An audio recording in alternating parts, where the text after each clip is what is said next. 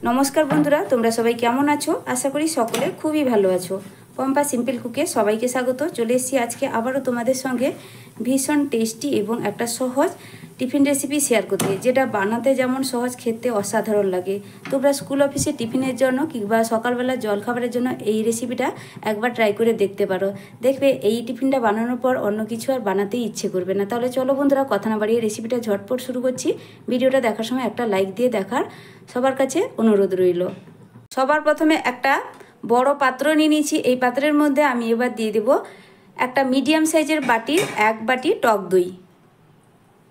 প্রথমে দইটাকে একটা hand which দিয়ে খুব ভালো করে ফেটিয়ে নিতে হবে। আমার চ্যানেলে নতুন বন্ধু পুরনো বন্ধু সবাইকে স্বাগত। তোমাদের জন্য অনেকটা ভালোবাসা বন্ধুরা, তোমরাও আমাকে ভালোবাসা দিয়ে আমার পাশে থেকো। আর আজকে তোমাদের সঙ্গে যে পরোটা রেসিপি শেয়ার করছি, দইয়ের পরোটা, এটা এতটাই টেস্টি এবং স্বাদ মুখে লেগে থাকার মতো। খুব সুন্দর করে দইটা আমার এখানে ফেটানো হয়ে গেছে। তারপরে দিয়ে দিচ্ছি বন্ধুরা ওই একই বাটির হাফ বাটি এখানে লিকুইড দুধ। আর দুধটাকে আগে থেকে জাল দিয়ে আমি এখানে ঠান্ডা করে রেখেছিলাম।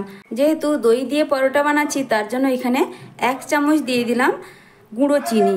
এইভাবে গুঁড়ো চিনি ব্যবহার করলে খুব ভালোভাবে কিন্তু মিশেও যাবে আর অল্প সময়ের মধ্যে রেডি হয়ে যাবে। এখানে দইটা যদি তোমাদের একটু বেশি টক থাকে তাহলে এখানে চিনির গুঁড়োর পরিমাণটা একটু বাড়িয়ে ব্যবহার করবে, কারণ এই দইয়ের পরোটার মধ্যে অবশ্যই চিনিটা ব্যবহার করতে হবে, তাহলে খেতে বেশি ভালো লাগবে, খুব দারুণ টেস্ট হয়।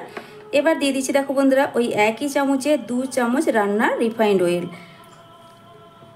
এই অল্প একটু তেল দিয়ে পরোটা বানালে পরোটা কিন্তু একদম মোলায়েম হবে, মুখে দেওয়া মাত্রই মিলিয়ে যাবে।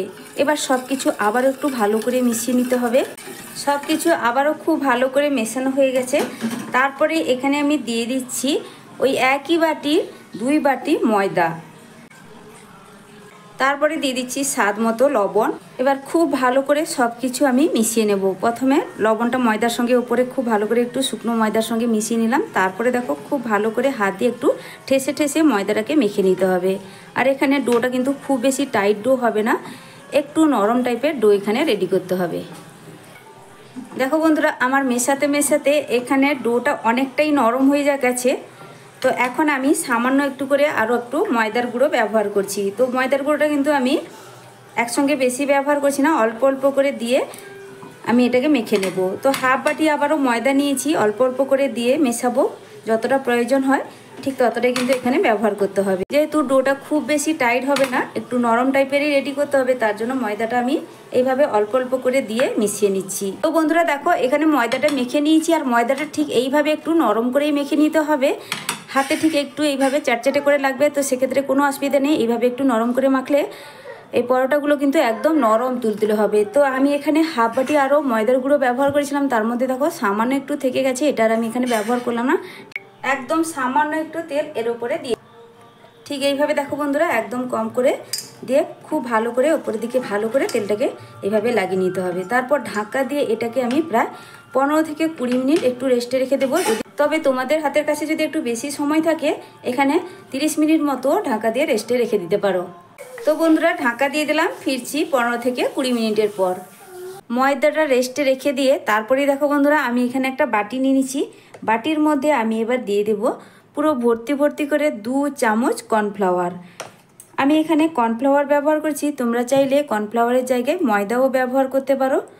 তো এবার কর্নফ্লাওয়ার দেওয়ার পরে এবার এখানে তেল দিয়ে ময়দার আর কর্নফ্লাওয়ারের একটা মিশ্রণ রেডি করতে হবে।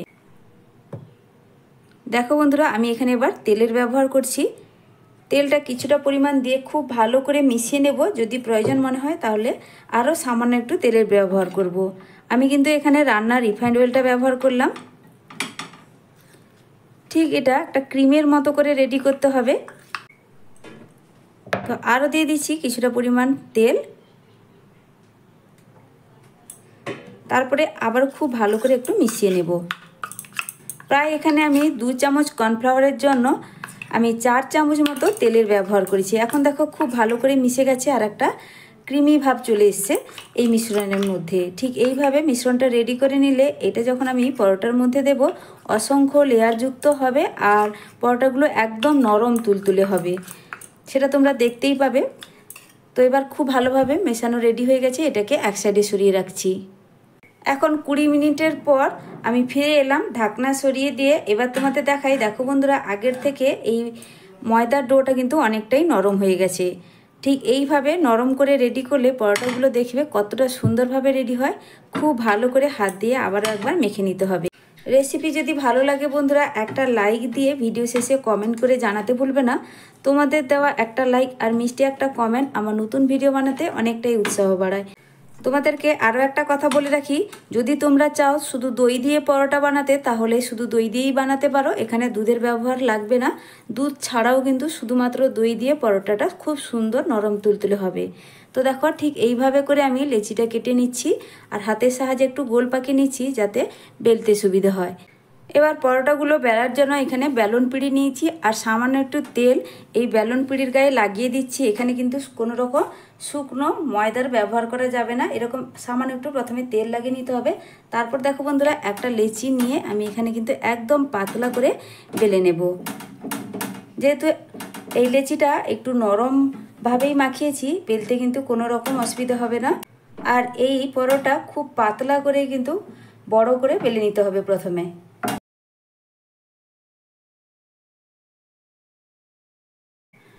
যেহেতু এটা একদম নরম তার কারণে কিন্তু আমি বারে বারে পিঁড়িটাকে ঘুরিয়ে ঘুরিয়ে এটাকে বেলে নিচ্ছি একটু পাতলা করে আর বড় করে। দেখো বন্ধুরা ঠিক এইভাবে করে বড় করে আমি কিন্তু বেলে নিয়েছি, দেখে নিশ্চয়ই বুঝতেই পারছো। আর একদম পাতলা করে এইভাবে বেলতে হবে। তারপর দেখো বন্ধুরা এটাকে আমি কিভাবে বানিয়ে নিচ্ছি। প্রথমে যে আমি মিশ্রণটা রেডি করে রেখেছিলাম কর্নফ্লাওয়ার আর তেলের, সেখান থেকে এবার অল্প একটু এর মধ্যে দিয়ে দিতে হবে। খুব বেশি না, অল্প একটু দিলাম। তারপরে খুব ভালো করে হাত দিয়ে চারদিকে আমি লাগিয়ে নেব। এই সামান্য একটু এই মিশ্রণটা দেওয়ার ফলে পরোটাগুলো অসংখ্য লেয়ারযুক্ত তৈরি হবে, একদম নরম তুলতুলে, যেটা দেখতেও যেমন সুন্দর হবে খেতে ভীষণ ভালো লাগবে। ভালো করেই লাগিয়ে নিয়েছি চারদিকে। তারপরে একটা ছুরির ব্যবহার করতে হবে। এখানে ছুরিটা দিয়ে সুন্দর করে কাটিং করে নেব। দেখো বন্ধুরা আমি কিভাবে ছুরিটা দিয়ে এখানে কাট লাগাচ্ছি, দেখতে খুব ভালো লাগবে এইভাবে কাট লাগালে। ঠিক এইভাবে মাঝখান থেকে একটু বাদ দিয়ে আমি একটা প্রথমে একদিক করে কাট লাগিয়ে নিলাম। তো যেই দিকে আমি কাট লাগিয়েছি দেখো আমি এইভাবে পিঁড়িটা ঘুরিয়ে নিয়ে উল্টো সাইডটাও একইভাবে কাট লাগিয়ে নেব, কিন্তু অল্প একটু অংশ বাদ দিয়ে। ঠিকভাবে দেখো বন্ধুরা ছোট্ট একটা অংশ বাদ দিয়েছি, তারপরে আবারও সমানভাবে কাট লাগিয়ে নিলাম। একইভাবে আমি পিঁড়িটা কিন্তু বারে বারে ঘুরিয়ে নিয়ে সুন্দর করে সমান সমান কাট লাগিয়ে নেব। খুবই সহজ, একবার ভালো করে লক্ষ্য করলে তোমরাও বাড়িতে খুব সহজে বানিয়ে নিতে পারবে। যে কোনো দিনে তোমরা এই টিফিনটা বানিয়ে নিতে পারো, নিরামিষের দিনে অথবা যে কোনো আমিষের দিনে, যে কোনো কিছুর সঙ্গে কিন্তু এই পরোটাগুলো খেতে খুবই ভালো লাগে। প্রথমে দেখো চারদিকে এইভাবে আমি কাট লাগিয়ে নিয়েছি সমান সমান জায়গা ধরে। তারপর দেখো এই জায়গা ধরে আবারও কাট লাগিয়ে নেব। আশা করছি দেখে নিশ্চয়ই বুঝতেই পারছো আমি কিভাবে কাট লাগিয়ে নিচ্ছি। আমার এখানে জায়গাটা একটু ছোট, সেই জন্য বারে বারে ঘুরিয়ে ঘুরিয়ে কাট লাগিয়ে নিতে হচ্ছে।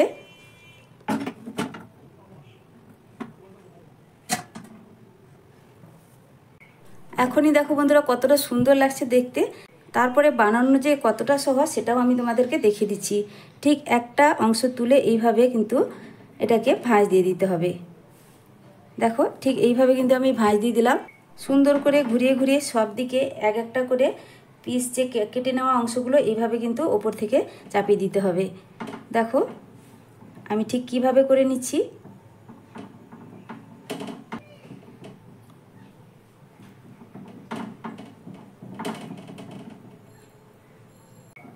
আশা করছি বন্ধুরা তোমরা দেখে বুঝতেই পারছো আমি ঠিক কিভাবে একের উপর এক চাপিয়ে দিচ্ছি। ঠিক দেখো সুন্দর করে গোল করে চারদিক থেকে এইভাবে চাপিয়ে দিলাম। তারপরে এটাকে আমি তুলে নেব। তারপরে দেখো বন্ধুরা এটাকে খুব সুন্দর করে আমি কিন্তু তুলে নিলাম। এবার যেই যে কেটে নেওয়া অংশগুলো জুড়ে নেওয়া হয়েছে এটাকে খুব সুন্দর করে ভেতরের দিকে ঢুকিয়ে নিতে হবে। ঢুকিয়ে দিয়ে দেখবে উল্টো সাইডটা খুব সুন্দর করে আবারও লেচির মতো করে বানিয়ে নিচ্ছি।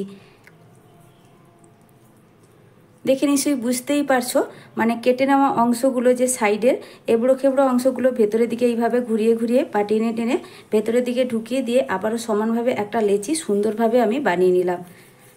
তো দেখো খুব সুন্দরভাবে রেডি হয়ে গেল।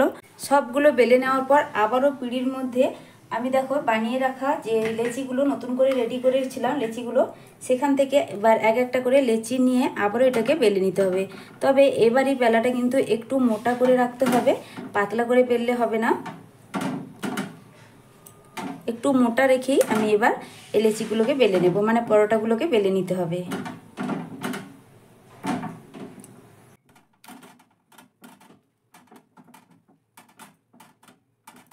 দেখো বন্ধুরা, খুব সুন্দর করে কিন্তু আমার বেলে নেওয়া হয়ে গেছে। আর একটু এইভাবে মোটা রেখেই বেলে নিয়েছি, দেখে নিশ্চয়ই বুঝতেই পারছো এটা কিন্তু বেশি পাতলা করে বেললে হবে না। এইভাবে সবগুলোই কিন্তু আমি একইভাবেই বেলে নেব।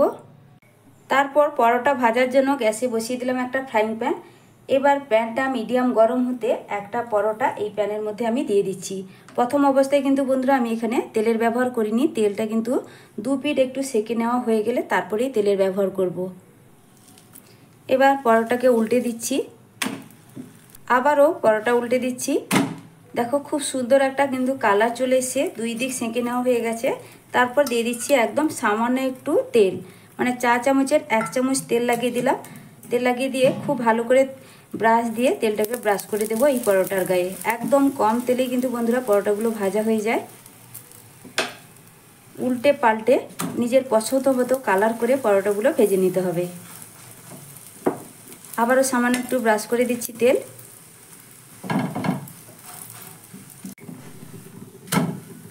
খুব সুন্দর কিন্তু পরোটাগুলো আমি ভেজে নিচ্ছি, একটু লাল লাল করেই ভেজে নিচ্ছি। একদম কম সময়ের মধ্যেই কিন্তু পরোটাগুলো ভাজা হয়ে যায় বন্ধুরা। দেখো খুব সুন্দর কিন্তু পরোটাটা ফুলেও গেছে, দুই দিক উল্টে পাল্টে এখন পরোটা ভাজাও হয়ে গেছে। এবার এই পরোটা আমি তুলে নিচ্ছি, একদম অল্প সময়ের মধ্যে দারুণ একটা পরোটা তৈরি হয়ে গেল। সব পরোটাগুলো দেখো বন্ধুরা এখানে আমার বানানো হয়ে গেছে, এখানে অনেকগুলো কিন্তু পরোটা হয়েছে। তো এই পরোটাগুলোকে ঠিকভাবে লেয়ার বোঝানোর জন্য আমি তোমাদেরকে দেখাচ্ছি। দেখো একটা এই পিঁড়ির উপর একটা পরোটা আমি নিয়ে নিলাম, তারপরে হাত দিয়ে দেখো বন্ধুরা ঠিক এইভাবে একটু করে নিলে দেখবে পরোটার লেয়ারগুলো কিন্তু একদম পরিষ্কার করে বোঝা যাবে, আর একদম ভেতর থেকে পরোটাগুলো দেখতে কতটা সুন্দর হবে। আর এই কাজটা কিন্তু পরোটা গরম থাকা অবস্থায় করে নিতে হবে। আমি কিন্তু কয়েকটা পরোটা এইভাবে করেও নিয়েছি, আর শেষের পরোটাগুলো তোমাদেরকে দেখানোর জন্য আমি কিন্তু এইভাবে কটা রেখে দিয়েছিলাম।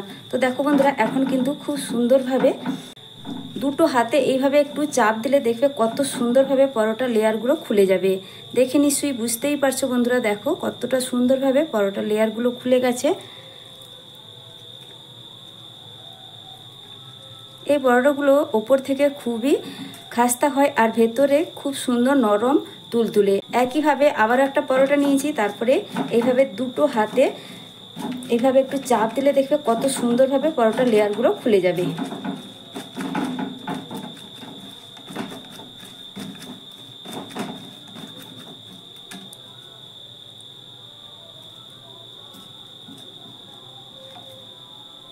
এখন পরোটাগুলো একটা প্লেটের উপর সাজিয়ে নিচ্ছি। এখন পরোটাগুলো একটা প্লেটের মধ্যে সাজিয়ে নিয়েছি। দেখো বন্ধুরা দেখতে কতটা লোভনীয় লাগছে, দেখতেও যেমন সুন্দর হয়, খেতে ভীষণ টেস্টি। অবশ্যই বাড়িতে বানিয়ে খেয়ে দেখবে বন্ধুরা, তোমাদেরও খুবই ভালো লাগবে। তো বন্ধুরা আমার এই আজকে টিফিনের এই দই পরোটা রেসিপিটা তোমাদের কাছে কেমন লাগলো অবশ্যই কমেন্ট করে জানাবে। আর যদি ভালো লেগে থাকে তাহলে লাইক শেয়ার সাবস্ক্রাইব করে আমার পাশে থাকবে। আজকের মতো টাটা, ফিরে আসছি নতুন এক রেসিপি নিয়ে। তোমরা সকলে ভালো থেকো, সুস্থ থেকো। আর এই পরোটাগুলো তোমরা যে কোনো চাটনি কিংবা সসের সঙ্গে পরিবেশন করতে পারো, যে কোনো নিরামিষের দিনেও বানিয়ে নিতে পারো। তো আজকের মতো আসছি বন্ধুরা, তোমরা সকলে খুব ভালো থেকো, সুস্থ থেকো আর পুজো খুব ভালো কাটাও।